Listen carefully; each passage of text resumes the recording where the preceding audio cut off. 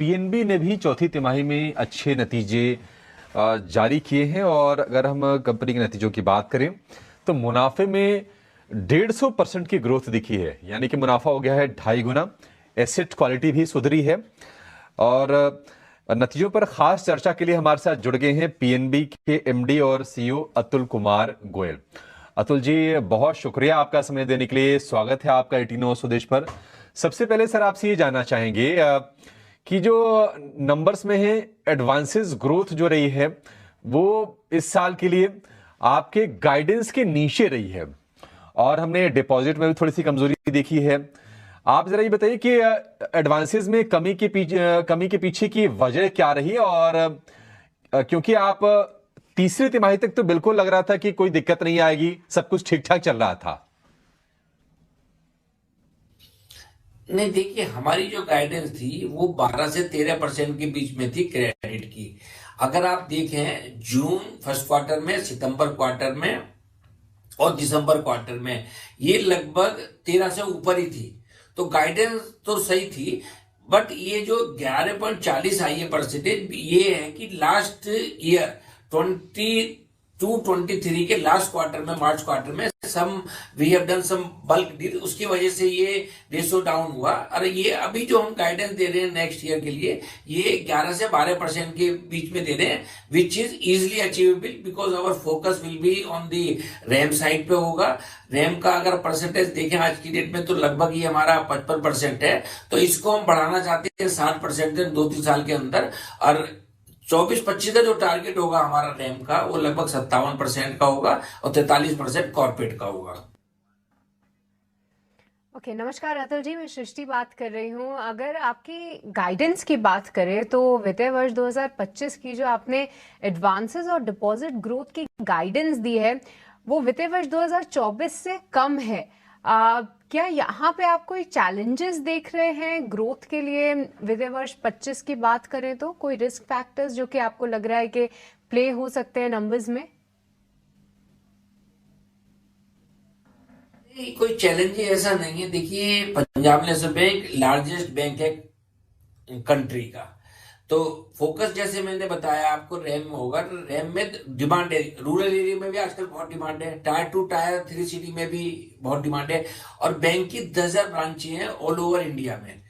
और आप अगर ग्रोथ देखें 11.40 ग्रोथ थी आपकी क्रेडिट में, बट हाउसिंग लोन में जो ग्रोथ है वो 14% से ज्यादा है। इवन जो है व्हीकल लोन में ग्रोथ है वो 25% से ज्यादा है। तो ग्रोथ रिटेल में काफी अच्छी है आपका ऑल ओवर द कंट्री। और 11 से 12% की जो हम ये दे रहे हैं, ये ग्रोथ इजीली अचीवेबल होगी क्योंकि बड़ा बैंक है और कॉर्पोरेट में भी हम फाइनेंस करते हैं। और corporate is also one of the area of our focus कि जहां पे कोई अच्छे प्रोजेक्ट आएंगे तो हम उनको फाइनेंस करते हैं। अतुल जी, पहले तो बहुत शुक्रिया आज आप टाइम निकाल रहे हैं पोस्ट नंबर्स बातचीत करने के लिए। मैं आपके एसेट क्वालिटी पे थोड़ा ध्यान दिलवाना चाहता हूँ। आपको पता ही है आपकी बैलेंस शीट्स के बारे में। मेरे को हर जगह तो ठीक दिखा, लेकिन अभी आपके जो 2 कोर एरिया है जिसके लिए पीएनबी टिपिकली जाना भी जाता है, वो एग्री बैंकिंग के लिए और एमएसएमई के लिए।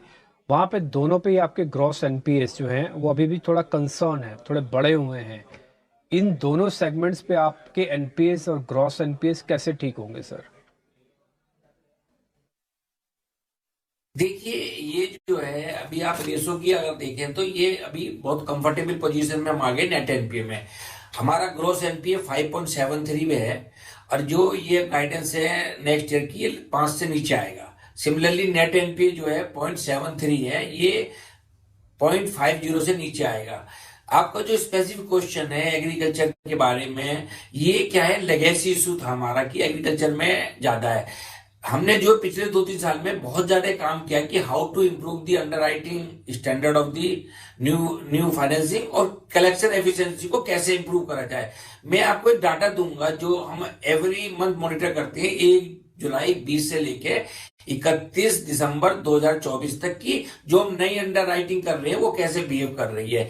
इस लगभग जो है आपका 3.5 साल से ज्यादा का जो डाटा है, इसमें अगर आप देखें तो हमने लगभग 7.87 ट्रिलियन का हमने जो है फ्रेश सैंक्शन किया है। उसमें जो डिसबर्समेंट अमाउंट है वो 7.10 ट्रिलियन की डिसबर्समेंट की है, और उसके ये जो आउटस्टैंडिंग है मार्च 24 में ये 5.53 ट्रिलियन है। तो इसमें अगर आप देखें तो एनपीए केवल जो है 1775 करोड़ मात्र है, जो टोटल आउटस्टैंडिंग का 0.25% आता है। तो इसमें मैं सेगमेंट भी अगर आपको देता हूं कि आपका स्पेसिफिक क्वेश्चन एग्रीकल्चर में, तो एग्रीकल्चर में जो नई अंडर राइटिंग में 0.38% केवल जो है एनपीए है, और अगर आप देखें तो रिटेल में ये 0.21 है और एमएसएमई में 1.42 है। तो नई अंडर राइटिंग जो हो रही है उसमें स्लिपेज बहुत कम है। जो एग्रीकल्चर में जो एनपीए ओवरऑल है वो पुराने अकाउंटों में थे, तो नई में we are very cautious.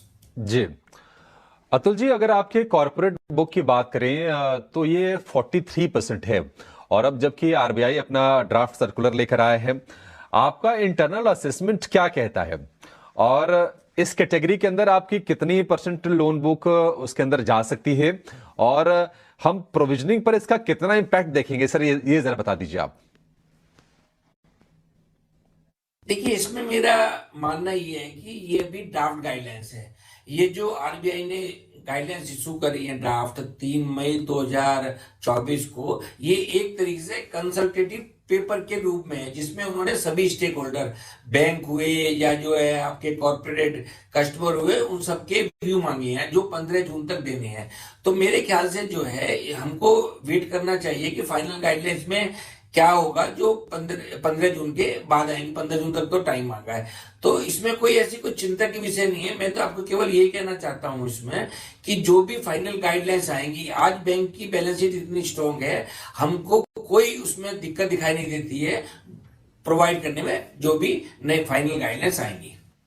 Okay नाथल जी, हमारा आखिरी सवाल आपकी कॉर्पोरेट बुक को लेकर होगा, क्योंकि हम देख रहे हैं कि कुछ जो है जो रीसेंट बदलाव हैं या रीसेंट डेवलपमेंट्स हैं उसे लेकर, तो क्या यहाँ से आप कुछ उम्मीद कर रहे हैं, ऐसा एंटिसिपेट कर रहे हैं कि आपकी कॉर्पोरेट बुक में कोई चेंज होगा या फिर थोड़ी सी स्लो डाउन आ सकती है? क्या वहाँ पे कोई ऐसे अंदेशा है? नहीं, ये ऐसा स्लो डाउन का इसमें देखने को नहीं मिलेगा, क्योंकि पंजाब नेशनल बैंक एक बड़ा बैंक है देश का। हम कॉर्पोरेट फाइनेंस पहले भी करते थे, आज भी करते हैं और आगे भी करेंगे।